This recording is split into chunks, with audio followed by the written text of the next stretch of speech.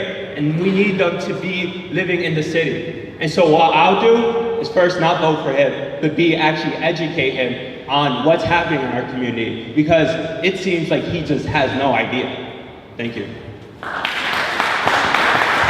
just want to state that Christopher Marte didn't even go to the town hall meeting to speak up for anybody, let alone the community. I just want to say, in terms of his voting record, Aaron over here was the one who first spoke about his voting record. The first time Christopher Marte voted was for himself in the county committee. Thank you very much.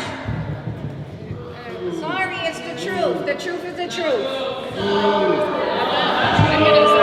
I'm just gonna let one lightning round of responses, but I think it's really great. I think this is probably the first debate where the candidates are actually discussing the issues, so I'd like to keep it to that. That would be good. So there was a reason why I didn't go to the town hall meeting. It was because I didn't want it to make it all about myself. I didn't want the headlines to come out and say, candidate for city council was screaming at the mayor, screaming at the city councilwoman. We haven't had a town hall meeting in 8 years. So I wanted residents to actually have an opportunity to voice some of their concerns and hopefully find a solution to them. So while the town hall meeting was happening, I was knocking on doors and talking to residents and talking about the issues that they deal with on a daily basis. It's giving these people an opportunity to have a platform, to have a voice.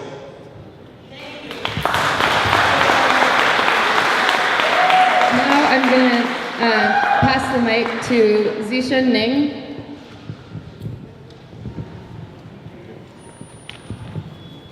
Hi, good evening.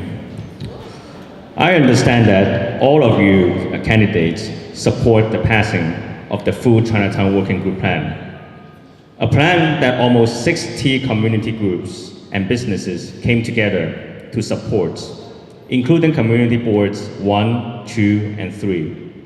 And it was outrageous that the de Blasio administration saying that our efforts, the community efforts, are too ambitious.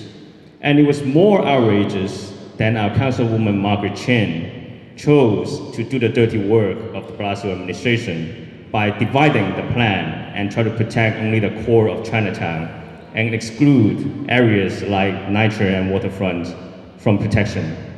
She tried to pit Chinese against Latinos and blacks.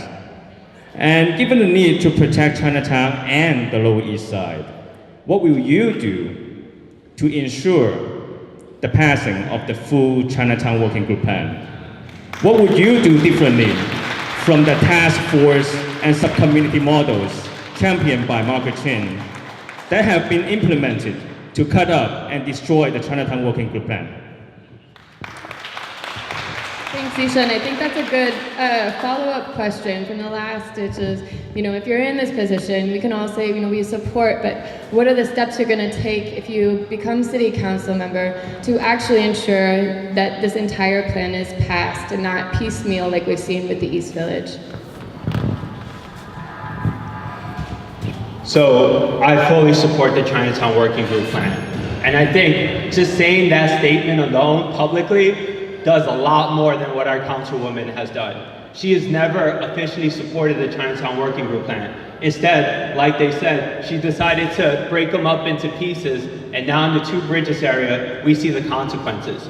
You can't wait to implement this in its entirety, because development will happen if we don't pass it. So how would I pass it? There's been really great community activists that have been fighting and keeping the Chinatown Working Group idea and mission alive. So I'll work with the coalition to protect Chinatown and the Lower East Side, as well as I'll work with District 2, whoever the city council person may be, to make sure that we pass this together. Because if the city council person doesn't say yes, then it's never gonna get passed. And so that's what I'll do as a city council person.